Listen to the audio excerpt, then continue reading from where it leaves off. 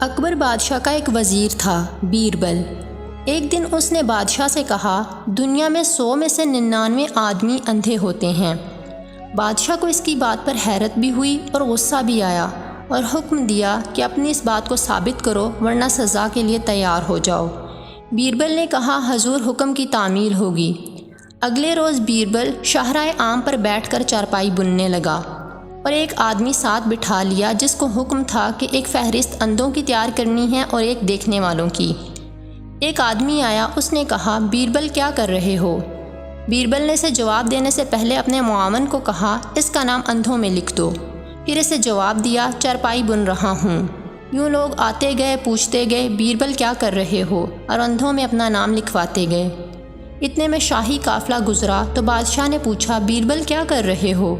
بیربل کے معاون نے بادشاہ کا نام بھی اندھوں میں لکھ دیا۔ اتنے میں ایک آدمی آیا اور اس نے پوچھا، خیریت ہے بیربل، چارپائی کیوں بن رہے ہو؟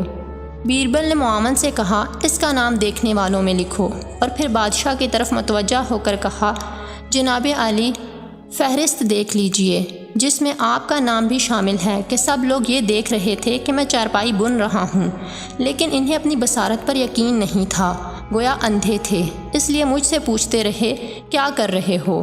صرف ایک شخص آیا جسے اپنی بصارت پر یقین تھا، اس نے مجھ سے تصدیق نہیں چاہی بلکہ چارپائی بننے کی وجہ پوچھی۔